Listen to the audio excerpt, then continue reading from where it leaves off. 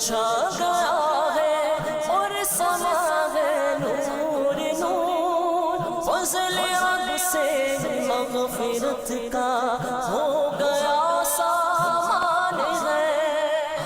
اعوذ باللہ من الشیطان الرجیم، بسم اللہ الرحمن الرحیم۔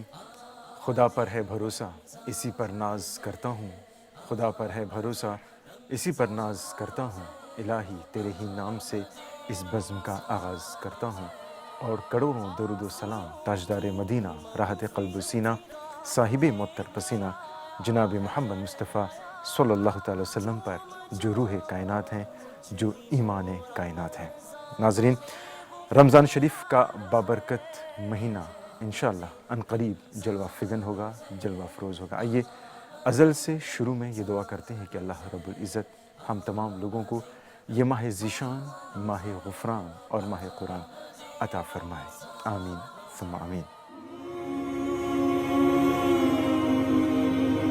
ماہ رمضان یوں آ گیا، بن کے رحمت یہ پھر چھا گیا، کیسے تجھ سے کروں سامنا، گر رہا ہوں ذرا تھامنا، خالی دامن لیے آ گیا، بن تیرے میری ہستی ہے کیا، لاج رکھنا میری اے خدا، واسطہ ماہ رمضان کا۔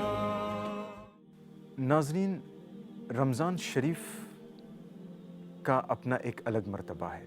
یوں تو تمام مہینے، تمام ایام، تمام دن معتبر ہوتے ہیں، مگر کیا بات ہے کہ رمضان شریف کی الگ پہچان ہے، اس کی ایک الگ آئیڈینٹی ہے، الگ شناخت ہے۔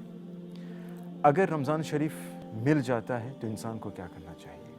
رمضان شریف کی تیاریاں کس طرح کرنی چاہیے؟ رمضان شریف کا استقبال، اس کا ویلکم کس طرح کرنا چاہیے؟ اور رمضان شریف میں خاص عبادتیں کون سی ہونی چاہیے؟ اور سب سے ضروری بات وہ یہ ہے کہ رمضان شریف حاصل کرنے پر انسان کو اپنے اوقات، اپنے وقت کس طرح گزرنا چاہیے؟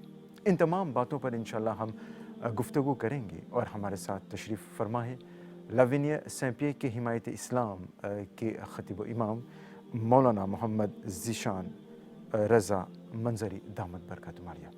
آئیے ہم اپنے مہمان گرامی قدر سے ملاقات کرتے ہیں اور اپنی گفتگو کا آغاز کرتے ہیں۔ حضرت قبلہ، السلام علیکم ورحمۃ اللہ وبرکاتہ۔ وعلیکم السلام ورحمۃ اللہ تعالی وبرکاتہ۔ جیسے کہ میں نے کہا کہ آج کا ہمارا موضوع ہے آمد رمضان، یعنی کہ رمضان کا استقبال، رمضان کو کس طرح ہم خوش آمدید کہیں گے، اس کو ہم کس طرح ویلکم کریں گے۔ میرا پہلا سوال حضرت قبلہ یہ ہوگا، یوں تو ہر دن، ہر مہینہ اس کے الگ الگ اپنا رتبہ ہوتا ہے، اپنا ایک مرتبہ ہوتا ہے، اپنا ایک درجہ ہوتا ہے، ایک اسٹیٹس ہوتا ہے، مگر جب نظر جاتی ہے ماہ غفران، ماہ قرآن پہ، یعنی رمضان شریف پر، تو یہاں پر بات الگ ہوتی ہے۔ رمضان شریف کا رتبہ، کا مرتبہ الگ ہے، اس کی کشش بھی الگ ہے، ایسا کیوں؟ الحمدللہ رب العالمین، والصلاة والسلام علی سید المرسلین، اما بعد فاعوذ باللہ من الشیطان الرجیم، بسم اللہ الرحمن الرحیم۔ انا انزلناہ فی لیلۃ القدر، آمنت باللہ صدق اللہ العلی العظیم۔ اللہ رب محمد صلی اللہ علیہ وسلم، نحن عباد محمد صلی اللہ علیہ وسلم، सलातन व सलामन अलैका या रसूल अल्लाह व सल्लम अलैका या हबीब अल्लाह। माशाअल्लाह आपका सवाल काफ़ी उम्दा है और ये रमज़ानुल मुबारक के ताल्लुक़ से है। यकीनन आपने जो कहा है वो बेशक सच है। महीने सब अल्लाह रब्बुल इज़्ज़त के हैं, मगर इस महीने की जो अलग कशिश है वो क्यों है? तो उसकी वजह यह है कि अल्लाह ने सारी कायनात को बनाया है, सबके मकाम उसने अलग किए हैं। किसी का रुतबा कुछ है तो किसी का रुतबा कुछ है। तो जिस तरह अल्लाह रब्बुल इज़्ज़त ने इंसानों के मकाम व मर्तबे को बनाया, किसी का बुलंद किया, किसी का और ज़्यादा बुलंद किया, उसी तरह रमज़ानुल मुबारक के मकाम को भी अल्लाह ने बुलंद कर दिया है। माशाअल्लाह। इसलिए इसका मकाम, इसकी कशिश अलग है, क्योंकि अल्लाह रब्बुल इज़्ज़त ने इस महीने में नमाज़ पढ़ने पर सवाब ज़्यादा कर दिया है, नेकियां करने पर सवाब ज़्यादा कर दिया है। दीगर महीनों में जो नवाफिल नमाज पढ़ी जाती है उस पर अल्लाह रब्बुल इज़्ज़त सवाब देता है अपनी शान शान के मुताबिक। मगर अगर इस महीने में नमाज नवाफिल पढ़ी जाए तो अल्लाह रब्बुल इज़्ज़त उस नवाफिल का सवाब जो है वो फ़राइज़ के बराबर अता फरमाता है। क्यों? तो ये अल्लाह के रसूल सल्लल्लाहु अलैहि वसल्लम ने हमें फ़रमाया है कि इस महीने में अल्लाह रब्बुल इज़्ज़त नवाफिल का सवाब ज़्यादा करता है, और अगर फ़राइज़ अंजाम दिए जाएं, फ़राइज़ अदा किए जाएं, तो अल्लाह रब्बुल इज़्ज़त एक फ़र्ज़ पर 70 फ़र्ज़ों का सवाब अता फ़रमाता है। और सिर्फ़ यही नहीं कि अल्लाह रब्बुल इज़्ज़त सिर्फ सवाब ज़्यादा अता फ़रमाता, बल्कि अल्लाह रब्बुल इज़्ज़त इंसानों के रिज़्क़ में भी ज़्यादा इजाफ़ा फ़रमा देता है। तो इस महीने का मकाम जो है अल्लाह ने बुलंद किया है, इसलिए इसकी कशिश भी अलग है। आप देखते हैं कि जिस तरह इंसान दूसरे महीनों में ज़िंदगी गुजारते हैं, दीनियात से कुछ करीब होते हैं, कुछ दूर होते हैं, मगर जैसे ही रमज़ान आता है अल्लाह की तौफ़ीक़ उनको मिल जाती है, और वो लोग जो रमज़ान मस्जिद के करीब भी नहीं जाते हैं, मस्जिद में ज़्यादा वक्त गुजारते हैं। क्यों? कि उनके दिल में रमज़ान की अलग रिस्पेक्ट मौजूद हो चुकी है, उनके दिल में रमज़ानुल मुबारक की रिस्पेक्ट आ चुकी है, और वो रमज़ानुल मुबारक को पहचान लेते हैं, और ये पहचान अल्लाह रब्बुल इज़्ज़त उनके दिल में अता फ़रमा देता है। अब जब वो नेकियां करते हैं तो अल्लाह रब्बुल इज़्ज़त सवाब भी ज़्यादा अता फ़रमाता है। तो इसका मकाम अल्लाह ने बुलंद कर दिया, इस वजह से इसकी कशिश अलग है। यकीनन। बहुत खूब मौलाना साहब। तो इंशाअल्लाह दौरान प्रोग्राम इन इबादतों पर हम तफसीली नहीं अगर सरसरी तौर पर ही हम इन इबादतों पर मज़ीद हम गुफ्तगू करेंगे। मौलाना साहब, आगाज़ हम यहाँ से करते हैं कि जब इंसान को रमज़ान का चाँद नज़र आता है, और मतलब कि ये होता है कि जब उसे रमज़ान का चाँद नज़र आया तो रमज़ान का मुबारक महीना उसे मिल गया है, तो उस वक्त उसे क्या करना चाहिए? देखिए, रमज़ानुल मुबारक का जब चाँद नज़र आ जाए तो सबसे पहले तो वो अल्लाह का शुक्र अदा करे कि अल्लाह रब्बुल इज़्ज़त ने उसको ये मुबारक महीना अता फ़रमाया है। उसके बाद वो दुआ पढ़े, अल्लाहुम्मा अहिल्लहु अलैना बिल अमनी वल ईमान वस्सलामती वल इस्लाम। उसके बाद जो है वो अपने आप को रमज़ानुल मुबारक का चाँद देखने से पहले ही रेडी कर ले, तैयार कर ले, कि जब रमज़ान का महीना आ जाए तो किसी तरह की भी ताख़ीर ना हो, किसी तरह की भी कोताही न रह जाए उसकी नेमतें लूटने के लिए, उसकी बरकतें हासिल करने के लिए। तो उसके लिए उसको क्या करना होगा? ये देखिए, रमज़ानुल मुबारक जो इसकी ख़ास फ़जीलत है, अज़मत है, वो रोज़ों की वजह से है। रोज़ा एक ख़ास अल्लाह रब्बुल इज़्ज़त ने इबादत दी है, और अल्लाह को रोज़ा ये इबादत बेशुमार पसंद है, बेहद पसंद है।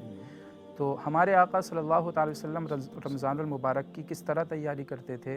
हमारे आका सल्लल्लाहु अलैहि वसल्लम रमज़ानुल मुबारक की तैयारी रजब से शाबान ही से शुरू कर दिया करते थे, ताकि आपकी आदत पड़ जाए।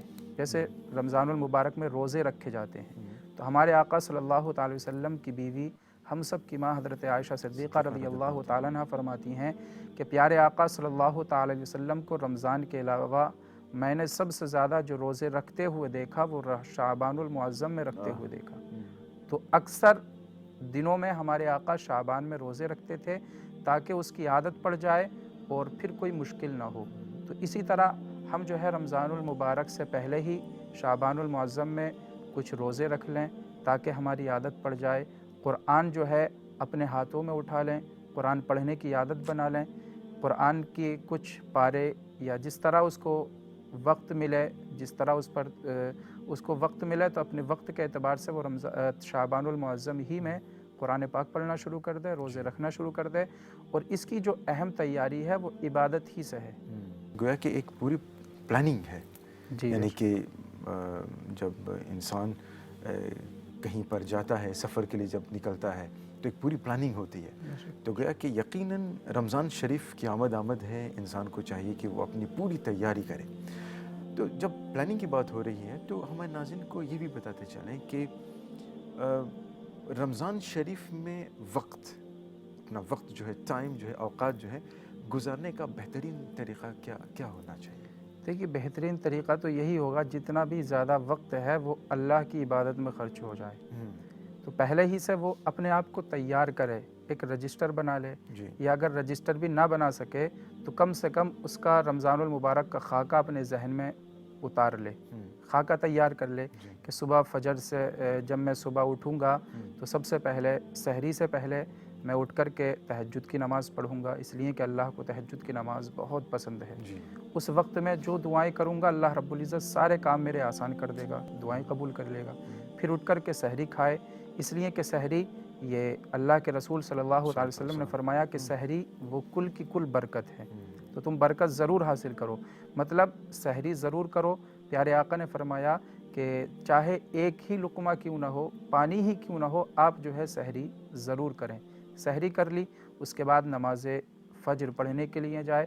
نماز فجر کے بعد جو ہے وہ اپنے کام میں لگے, لیکن پہلے قرآن پاک کی تلاوت کر لے. اگر ہو, اللہ توفیق دے, اس کے پاس وقت ہو تو طلوع شمس تک جو ہے وہ مسجد ہی میں رہے, اس لیے کہ یہ وقت مسجد میں گزارنا اللہ کو بے حد پسند ہوتا ہے.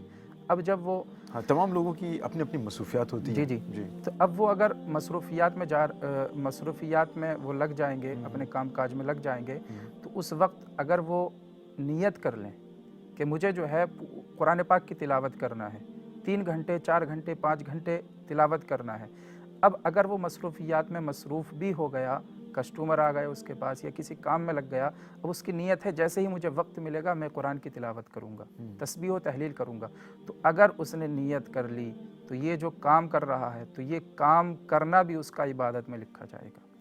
تو بس یہ ہے کہ نیت, انما الاعمال بالنیات, تمام اعمالوں کا دار و مدار جو ہے نیتوں پر ہے. اب دن میں ظہر کی نماز پڑھنے کے لیے جائے, پھر جو ہے تھوڑی دیر آرام کر لے. ظہر کی نماز کے بعد جو ہے اگر آرام کر لے گا تو اس کو قیلولہ بولتے ہیں. یہ نہیں کہ سو جائے, پورا وقت سونے ہی میں خرچ کر دے, نہیں, بلکہ تھوڑا قیلولہ کر لے. ہمارے آقا صلی اللہ علیہ وسلم نے فرمایا کہ تم سحری کھا کر کے جو ہے روزے کو, دن بھر روزہ رکھنے کو, اس وقت کو جو ہے قوت دو, طاقت دو. سحری کھانے سے جو ہے روزے میں طاقت آتی ہے, اور رات کو عبادت کرنے میں جو قوت ملتی ہے وہ قیلولے سے ملتی ہے. تو دوپہر میں تھوڑی سی دیر قیلولہ کر لے, تب اس کے لیے تراویح پڑھنا بہت آسان ہو جائے گا. تو اسی طرح اپنے وقت کو زیادہ سے زیادہ وہ عبادتوں میں خرچ کرے, چاہے وہ قرآن کی تلاوت کرے یا پھر نوافل پڑھے, تسبیح و تحلیل کرے, جس طرح بھی ہو, بہرحال عبادت کرے. حضرت آپ عبادتوں کی بات کر رہے ہیں, تو رمضان شریف میں البتہ بہت ساری عبادات ہیں, مگر ہمارے ناظرین کو اس وقت, کیونکہ یہ پروگرام خاص طور پر رمضان کی تیاری سے منسلک ہے, اس کا رابطہ ہے کہ کس طرح ہم رمضان شریف کو ویلکم کرتے ہیں, اس کا خیر مقدم کرتے ہیں. رمضان شریف میں کون سی خاص عبادات ہیں جن کا کہہ سکتے ہیں ایک طرح سے ان کا کرنا اور زیادہ اجر و ثواب کا باعث ہے؟ دیکھیے, عبادتیں تو سب ہیں, اللہ کو سب پسند ہیں. یقیناً. جس وقت انسان کو خضوع حاصل ہو جس عبادت میں, اس وقت وہ عبادت کرے. جیسے اس کا دل کر رہا ہے کہ وہ ابھی قرآن پاک پڑھنا چاہتا ہے, تو اس وقت بہتر ہے کہ قرآن پاک ہی پڑھے. کچھ وقت ایسے ہیں اللہ سے توبہ کرنا چاہتا ہے, عبادت کرنا چاہتا ہے, تو اگر وہ توبہ کرے گا, روئے گا, گڑ گڑائے گا, تو یہ بھی عبادت ہے.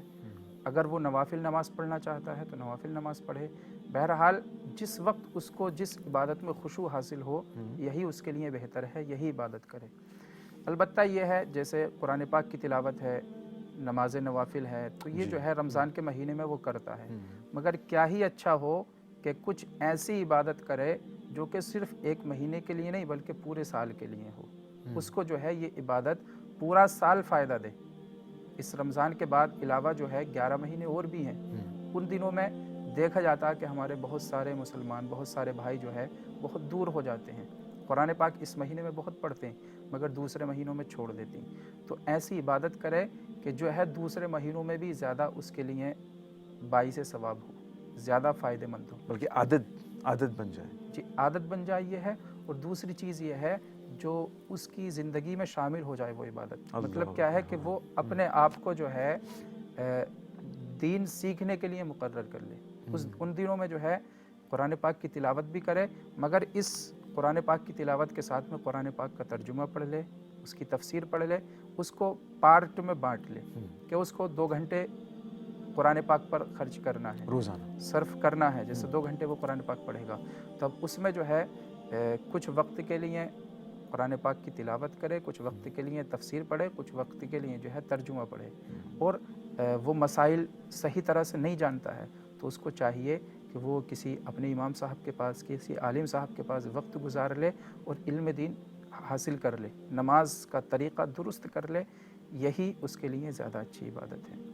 حضرت جیسا کہ ہم بتا رہے ہیں کہ یہ پروگرام بالخصوص آمد رمضان سے متعلق ہے، بہت ساری عبادات ہیں، ایک عبادت افطار کا وقت بھی ہے، مگر بعض اوقات یہ دیکھنے میں آتا ہے کہ جب افطار کا وقت ہوتا ہے دسترخوان سجائے جاتے ہیں، الحمدللہ اچھی بات ہے، مگر زیادہ تر وقت افطار کا جو وقت ہوتا ہے، مقدس یہ لمحات ہوتے ہیں، دسترخوان سجانے میں گزر جاتے ہیں، یا پھر اس افطار کے وقت سے ہم فائدہ نہیں اٹھا پاتے ہیں، تو اس پر آپ کیا کہنا چاہیں گے؟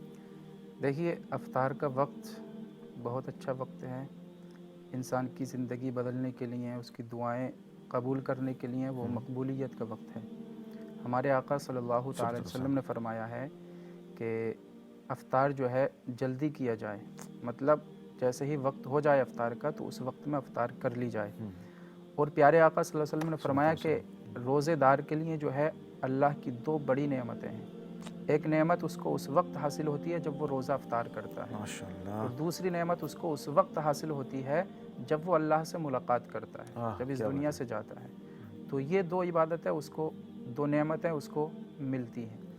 اب دیکھیے عبادت کے وقت پیارے آقا صلی اللہ علیہ وسلم نے فرمایا کہ افطار کے وقت میں جو بندہ مومن دعا کرتا ہے تو اللہ پاک اس کی دعا کو بہت جلد قبول فرما لیتا ہے، ادھر اس نے دعا کی، ادھر اللہ رب العزت نے دعا قبول فرما لی، تو دعا کرنا یہ ایک اہم عبادت ہے، اور افطار کے وقت میں ہونا یہ چاہیے کہ دعا کرنے ہی پر اپنا وقت خرچ کرے۔ کیا بات ہے، مگر بات یہ ہے کہ ہماری مائیں بہنیں، خواتین جو ہے افطاری کی تیاری میں اپنا وقت خرچ کرتی ہیں، تو یہ بھی عبادت ہے، یہ بھی ثواب ہے۔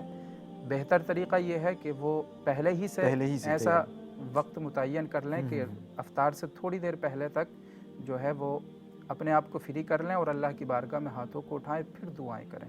لیکن اگر پھر بھی کبھی ہوتا ہے کہ دیر ہو گئی ہے، افطار کی تیاری کرتے کرتے وقت بھی دعا کر لے گی تو اللہ کی ذات سے امید ہے کہ اس کی دعا وہاں پر بھی قبول ہو جائے گی۔ ماشاءاللہ۔ میڈیکل نقطۂ نظر سے، پوائنٹ آف ویو سے جب ہم بات کریں تو پتہ چلتا ہے کہ جب پورے سال 11 مہینے جب انسان کھاتا رہتا ہے تو مگر ایک مہینہ ایسا آتا ہے کہ جب ہم جسمانی طور پر ایک طرح سے اپنی جسم کو ایک راحت پہنچاتے ہیں، تو یہ میڈیکل سائنس نے اس کو بہت ہی پازیٹیو بتایا ہے۔ اب دوسری بات ہم یہ دیکھتے ہیں کہ چونکہ افطار کی بات ہو رہی ہے، افطار کے وقت یہ دیکھا گیا ہے کہ زیادہ تر دسترخوان میں تلی ہوئی چیزیں بالخصوص پکوڑے وغیرہ ہوتے ہیں، تو یہ طبی نقطۂ نظر سے ڈاکٹر کا کہنا ہے کہ یہ صحت کے لیے یہ مضر ہے، یعنی کہ یہ خراب ہے، اس سے بچنا چاہیے۔ تو آپ یہ بتائیں کہ ہمیں کہ نبی کریم صلی اللہ علیہ وسلم نے کس طرح مشورہ دیا، ان کا طریقہ کار کیا رہا؟ دیکھیے روزہ یہ جو ہے انسان کے جسم کو طاقت دیتا ہے، یقیناً پیارے آقا صلی اللہ تعالی علیہ وسلم نے فرمایا کہ اگر تم مالدار بننا چاہتے ہو تو حج کرو، اور اگر صحت مند بننا چاہتے ہو یعنی اپنے جسم کو اچھا تر و تازہ रखना चाहते हो तो जो है रोज़ा रखो। तो रोज़ा रखना, इसमें काफ़ी घंटे ऐसे होते हैं कि इंसान कुछ खाता पीता नहीं है, जी उसके हलक में कुछ नहीं जाता है, और ये रोज़ा अल्लाह की रज़ा के लिए सिर्फ रखा जाता है। तो अब जब ये इसने रोज़ा रखा तो इसके जिस्म को ताकत मिलती है। बज़ाहिर ये खा नहीं रहा है तो इसको कमज़ोर होना चाहिए, मगर कमज़ोर नहीं होता। ये तो अल्लाह रब्बुल इज़्ज़त की इबादत कर रहा है, इसलिए ताकत मिल रही है। माशाअल्लाह। और इस डॉक्टर लोग भी इसको बोलते हैं, तिब्बी नुक्ते नज़र से वो लोग बोलते हैं कि अगर इंसान जो है दिन में 12 घंटे या 10 घंटे भूखा रहे, उसके अंदर कुछ ना जा पाए, तो ये इसके लिए बहुत ही फ़ायदेमंद है। अब जब वो खा रहा है तो उस वक्त प्यारे आका सल्लल्लाहु अलैहि वसल्लम का मामला ये था, जब आप अफ्तार फरमाते, और आपने फरमाया है कि जब तुम रोज़ा अफ्तार करो तो खजूर के साथ करो। खजूर के साथ जो तर खजूर होती है, जिसको ताम बोलते हैं, और अगर वो खजूर नहीं है तो सूखा हुआ छुआरा, एक सूखी खजूर होती है, उसके साथ करो। और अगर ये नहीं है तो पानी के साथ अफ्तार करो। तो अब प्यारे आका सल्लल्लाहु अलैहि वसल्लम ने खजूर के बारे में हुक्म दिया है। तो खजूर में अगर हम देखते हैं तो खजूर में जो है पानी भी है, तरी भी है, और वो उससे पेट भी भरता है। तो खजूर सबसे अच्छी चीज़ है अफ्तार सबसे पहले कुछ खाने के लिए। जब हम कुछ काफ़ी देर तक नहीं खाते पीते हैं तो हमारा ये हलक सूख जाता है। तब उस हलक को खुश करने के लिए डॉक्टर लोग बोलते हैं कि पानी पीना चाहिए, कोई तरी चीज़ वो अंदर जाना चाहिए। तो हुजूर सल्लल्लाहु अलैहि वसल्लम ने फरमाया कि आप खजूर खाओ, तो खजूर में जो है पेट भी भरता है और उसका हलक भी साफ़ हो जाता है, अच्छा हो जाता है। अब ये जो है तली हुई चीज़ें तिब्बी नुक्ते नज़र से ये इंसान के लिए नुकसानदेह होती हैं। तो बेहतर है कि वो फ्रूट जो दीगर चीज़ें हैं जो इंसान के जिस्म को नुकसान नहीं देती हैं, तो उस वक्त में वो ऐसी चीज़ें खा ली जाएं। माहे रमजान यूं आ गया, बन के रहमत ये फिर छा गया। कैसे तुझसे करूं सामना, गिर रहा हूँ जरा थामना। खाली दामन लिए आ गया, बिन तेरे मेरी हस्ती है क्या। लाज रखना मेरी ए खुदा, वास्ता माहे रमजान का। नाज़रीन, हम आपको बताते हैं कि इस वक्त आप अंजुमन प्रोग्राम देख रहे हैं और आज का हमारा उन्वान है आमद रमज़ान। और आमद रमज़ान यानी रमज़ान की तैयारियां और रमज़ान पाकर इंसान को क्या करना चाहिए, इसकी क्या ख़ास इबादतें हैं। हम तफसील में नहीं जा रहे, इंशाअल्लाह तफसीली गुफ्तगू, तफसीली प्रोग्राम एतिकाफ़ पर, तिलावत कलाम पाक पर और ज़कात पर इंशाअल्लाह आपको हम पेश करेंगे। मगर आज का ये प्रोग्राम बिलखुसूस आमद रमज़ान का खैर मकदम किस तरह करना है और रमज़ान पाकर हमें क्या करना है। और हम वह गुफ्तगू हैं लाविनिया सैपिया की हिमायत इस्लाम मस्जिद के ख़तीब इमाम मौलाना मोहम्मद ज़ीशान मंजरी दामद बरकत उमरिया से। आइए हम अपने गुफ्तगू को जारी रखते हैं। मौलाना साहब, रमज़ान शरीफ हासिल करने पर आपने बताया कि किस तरह उनके औक़ात गुजारने हैं, इबादतें वग़ैरह। एक इबादत जो है वो ख़ास रमज़ान शरीफ में है और वो है आखिरी 10 अय्याम में, यानी कि इतिकाफ़। तो चूँकि हम तैयारी की बात कर रहे हैं, ज़रूरी है कि इतिकाफ़ की नीयत भी कर ली जाए। हो सकता है कि आप नियत कर लें, अल्लाह तबारक व तआला रास्ता हमवार करे, आसानियाँ पैदा करे और आप इतिकाफ़ की अजीम इबादत से सरफराज हो जाए। बेशक अगर नियत कर लें तो एतिकाफ़ तो बाद में करेंगे, मगर सवाब अभी मिलना शुरू हो जाए। अल्लाह अकबर। हज़रत अबू हुरैरा रज़ियल्लाहु ताला अन्हु से एक हदीस रिवायत है। आप फरमाते हैं कि प्यारे आका सल्लल्लाहु अलैहि वसल्लम ने फरमाया कि कोई भी इंसान किसी भलाई का इरादा करे, नेकी का इरादा करे, तो नेकी का इरादा करने के साथ ही उसके नामे आमाल में सवाब लिख दिया जाता है। अल्लाह माशाअल्लाह। और जब वो बंदा मोमिन उस नेक काम को कर ले, उस अच्छे काम को कर ले, तो उसका सवाब अल्लाह रब्बुल इज़्ज़त बढ़ाकर 10 गुना या 70 गुना ज़्यादा सवाब अता फरमा देता। तो अगर अभी नियत कर ली किसी ने और खुदा न खास्ता वो उस काम को ना कर पाया, एतिकाफ़ को ना कर पाया, तो फिर इंशाअल्लाह उसको नियत करने ही पर सवाब मिल जाएगा। मगर ये है कि नियत दिल के इरादे का नाम है। अल्लाह रब्बुल इज़्ज़त जानता है कि इसके दिल में नियत क्या है, اگر واقعی اس کی نیت ہے اعتکاف کرنے کی اور پھر کوئی مجبوری پڑ گئی تو پھر اس کو ثواب ضرور ملے گا۔ دعا کرتے ہیں کہ جن لوگوں نے بھی نیت کی اللہ تبارک و تعالیٰ ان کی اس نیت کو قبول فرمائے، رمضان شریف کے آخری 10 ایام میں اعتکاف کا اہتمام کرنے کی توفیق عطا فرمائے۔ حضرت قبلہ، ہم اپنے پروگرام کے اختتام کی طرف بڑھ رہے ہیں۔ ابھی تک ہم بات کر رہے تھے رمضان کی تیاری کے سلسلے میں اور رمضان پا کر ہمیں کیا کرنا چاہیے۔ اب اگر ایک ایسے انسان کی طرف ہم توجہ کرتے ہیں جو رمضان پا کر بھی وہ اپنے دن، اپنے ایام، اپنے وقت بالکل اس طرح گزارتا ہے جس طرح کہ رمضان سے باہر ہے، مطلب یہ کہ رمضان شریف کی بہاروں سے وہ فائدہ نہیں اٹھا پایا، تو اس کے لیے کیا کہیں گے آپ؟ رمضان بہت ہی مبارک مہینہ ہے، بالیقین بہت عظیم مہینہ ہے۔ اس مہینے کی نعمتیں تو اس کو دونوں ہاتھ پھیلا کر کے لینا چاہیے۔ اللہ، رمضان کا مہینہ بے شمار عظمت و فضیلت کا مہینہ ہے اور روزوں کی فضیلت بے شمار ہے۔ جی، جو انسان روزہ رکھ لیتا ہے تو روزہ رکھنے والے کا جو اجر ہے وہ اللہ رب العزت خود بن جایا کرتا ہے۔ ہاں، روزہ رکھنے والے کو جو ثواب ہے اللہ رب العزت فرماتا ہے کہ روزہ رکھنے والے کی جزا میں خود دوں گا، اس لیے کہ اس نے یہ روزہ میرے لیے رکھا ہے۔ اللہ، اور روزہ رکھنے کی وجہ سے انسان جنت کا حقدار بنتا ہے۔ پیارے آقا صلی اللہ علیہ وسلم نے فرمایا کہ جنت کے ایک دروازے کا نام ریان ہے، تو وہاں اس دروازے سے صرف روزے دار داخل ہوں گے، اللہ، اور جب روزے دار داخل ہو جائیں گے جی، تو اس دروازے کو بند کر دیا جائے گا۔ اور جب انسان روزہ رکھتا ہے تو روزہ رکھنے کی وجہ سے وہ جہنم سے بہت دور ہو جاتا ہے، 70 سال کی مسافت کی برابر جہنم سے دور ہو جاتا ہے۔ اللہ، تو اب یہ روزہ رکھ کر اپنے آپ کو جنت کا حقدار بنائے، جنت کا شریک بنائے۔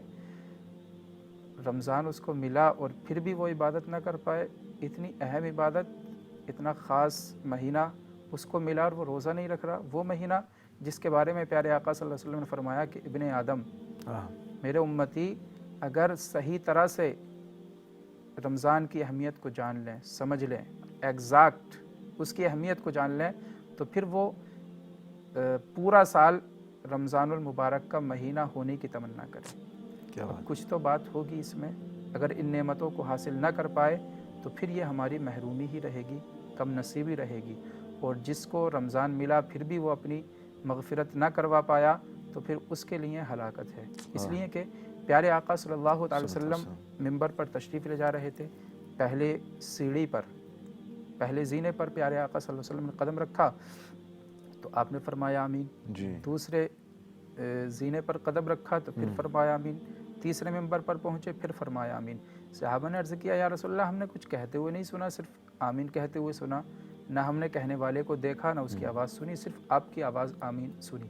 تو پیارے آقا صلی اللہ تعالی وسلم نے فرمایا کہ جب میں منبر پر چڑھ رہا تھا تو حضرت جبرائیل علیہ السلام آئے تھے، میں نے پہلے منبر پر قدم رکھا تو حضرت جبرائیل علیہ السلام نے کہا کہ ہلاکت ہو اس کے لیے جس کو رمضان المبارک کا مہینہ ملا اور وہ اپنی مغفرت نہ کروا پائے، اللہ، مطلب وہ ہلاک ہو جائے، اس کی ناک گرد آلود ہو جائے، جس کا سیدھا سادہ معنی یہ ہے کہ وہ ہلاک ہو جائے، برباد ہو جائے، کہ جس کو رمضان المبارک کا مہینہ ملا اور وہ اپنی مغفرت نہ کروا پایا۔ پھر پیارے آقا نے فرمایا، حضرت جبریل نے کہا کہ جس کے ماں باپ بوڑھے ہوں، اس نے اپنے بوڑھے ماں باپ کو پایا، جنت حاصل نہ کروا پایا، تو وہ ایسا انسان بھی ہلاک ہو جائے۔ جس نے پیارے آقا صلی اللہ تعالی وسلم کا نام مبارک سنا اور پیارے آقا پر درود نہ پڑھی تو ایسا انسان ہلاک ہو جائے۔ تو دیکھیے ہلاکت یہ حدیث پاک سے ثابت ہے۔ اب اس وقت شیطان بھی اس کو روکنے والا نہیں ہے، اس کے باوجود اتنی بڑی نعمت ہے وہ حاصل نہیں کر پا رہا، تو یقیناً وہ کم نصیب ہے، وہ محروم ہے۔ اس کو چاہیے کہ رمضان المبارک سے اپنے حصے کی برکتیں حاصل کریں۔ بس اللہ تبارک و تعالی ہم سب کو یہ بابرکت مہینہ عطا فرمائے اور اس سے زیادہ استفادہ کرنے کی توفیق بھی عطا فرمائے۔ حضرت قبلہ، آخر میں مختصراً ہمارے ناظرین کو آمد رمضان کے حوالے سے کیا پیغام دینا چاہیں گے؟ پیغام یہی ہے کہ یہ جو مبارک مہینہ مل رہا ہے اس کو ایسے نہ جانے دیں، بلکہ دونوں ہاتھوں سے اس کی نعمتوں کو حاصل کریں۔ پہلے اپنی زندگی میں آپ نے جتنے بھی رمضان گزارے ہیں تو اس رمضان کو الگ بنائیں. یہ ایک اللہ کی عظیم نعمت ہے, تو اس نعمت کا فائدہ اٹھائیں. اور یہ فائدہ کیسے اٹھ سکتا ہے؟ صرف رمضان کی وجہ سے, عبادت کی وجہ سے اٹھ سکتا ہے. اور عبادت کرنے سے اگر ہم نے رمضان پا لیا تو یقیناً ہمارے لیے بڑی خوش نصیبی ہے. پیارے آقا صلی اللہ تعالی وسلم کے بارگاہ میں 2 شخص تشریف لائے. دونوں نے آ کر کے کلمہ پڑھا, صحابیت کے درجے پر فائز ہوئے. آخری وقت میں ایمان ہی کی حالت میں ان کا وصال ہوا تو وہ صحابی رسول ہیں. 2 آئے تھے ایک ساتھ میں. ایک صحابی رسول کا نے کلمہ پڑھنے کے بعد کچھ ہی دن کے بعد میں جو ہے جنگ میں شرکت کی اور ان کا انتقال ہو گیا, وصال ہو گیا, وہ شہید ہو گئے. دوسرے صحابی رسول کا اس وقت انتقال نہیں ہوا, 1 سال کے بعد جا کر کے انتقال ہوا. اب 1 سال کے بعد ان کا انتقال ہو گیا. دونوں صحابہ کا انتقال ہو چکا. تو ایک صحابی رسول غالباً حضرت طلحہ رضی اللہ تعالیٰ عنہ, انہوں نے خواب میں دیکھا کہ جس صحابی رسول کا بعد میں انتقال ہوا ہے وہ جنت کے اونچے مقام پر ہیں, اور جو شہید کے مقام پر فائز تھے جنہوں نے شہادت کی موت پائی تھی وہ نیچے درجے پر ہیں. تو عرض کیا یا رسول اللہ, دونوں یہ آپ کے صحابی ہیں, پہلے نے تو شہید کی موت پائی ہے تو اس کا درجہ نیچا ہے, اور جس نے شہید کی موت نہیں پائی, ایک نارمل موت اس کو ملی ہے, تو اس کا درجہ اونچا ہے. تو پیارے آقا صلی اللہ علیہ وسلم نے فرمایا کیا تم نے نہیں دیکھا کہ یہ جو دوسرا شخص تھا اس نے 1 سال کی عمر زیادہ پائی, اور 1 سال کی عمر کیا زیادہ پائی, اس کی زندگی میں 1 رمضان زیادہ ملا. تو اس نے اس رمضان کی نعمتوں کو حاصل کیا, رمضان کی برکتوں کو حاصل کیا, اس لیے اس رمضان کی وجہ سے اس کے مقام کو بلند کر دیا گیا. کیا بات ہے. تو دیکھیے اگر رمضان مل رہا ہے تو یہ اللہ کی عظیم نعمت ہے. بالکل. تو اس میں زیادہ عبادت کر کے اپنی نیکیوں کو زیادہ کر لیں, اضافہ فرما لیں. پہلے جو نارمل کسی کی عادت تھی, اگر 1 مہینے میں 5 قرآن پاک پڑھ رہا تھا تو اس وقت وہ یہ ارادہ بنا لے کہ میں 10 قرآن پاک پڑھوں گا. اگر کوئی 2 قرآن پڑھ رہا تھا تو ارادہ کرے کہ وہ 5 قرآن پڑھے گا. اگر کم نماز پڑھ رہا تھا تو ارادہ کرے کہ زیادہ نماز پڑھے گا. تو تراویح کے لیے اپنے آپ کو ریڈی کر لیں, قرآن پاک کی تلاوت کرنے کے لیے وقت متعین کر لیں, اور اللہ رب العزت کی بارگاہ میں توبہ کریں, دعائیں کریں. اس رمضان کی برکت سے دعائیں بھی قبول ہوں گی, توبہ بھی قبول ہوگی, اس کے درجات بھی بلند ہوں گے. عبادت کی وجہ سے اللہ رب العزت اس کے مقام کو بلند کرے گا. بس اپنے آپ کو عبادت کے لیے ریڈی کر لیں, تیار کر لیں. یہی ہمارا پیغام ہے کہ اس عظیم نعمت سے اپنا حصہ حاصل کر لیں. بہت بہت شکریہ مولانا صاحب آپ کی تشریف آوری کے لیے. اللہ تبارک و تعالیٰ اس مختصر ملاقات کو شرف قبول عطا فرمائے, اور یہ امید کرتے ہیں کہ ہمارے ناظرین اس سے ضرور استفادہ کریں گے. انشاءاللہ کسی اور موضوع کے ساتھ ایک بار پھر آپ کی خدمت میں حاضر ہوں گے. دعا میں یاد کریں. السلام علیکم ورحمۃ اللہ وبرکاتہ. ناظرین, آمد رمضان سے متعلق یہ پروگرام یہاں پر اختتام کو پہنچ رہا ہے. آپ کی توجہ کے لیے شکریہ. اور جیسا کہ مولانا صاحب نے کہا, میں بھی اس میں کچھ جوڑنا چاہوں گا کہ ہو سکتا ہے کہ یہ آپ کا یا میرا یہ آخری رمضان ہو, تو اس رمضان کو اس طرح گزاریں کہ یہ ہمارا آخری رمضان ہو. آخر میں آپ تمام لوگوں کو رمضان شریف, ماہ قرآن, ماہ ذیشان بہت بہت مبارک ہو. زیادہ سے زیادہ عبادتوں میں اپنا وقت گزارنے کی کوشش کیجیے, دعائیں مانگیے, اور بے شک ہمیں بھی یاد کیجیے. رہے چمن تو پھول کھلیں گے, رہی زندگی تو انشاءاللہ پھر ملیں گی. السلام علیکم ورحمۃ اللہ وبرکاتہ.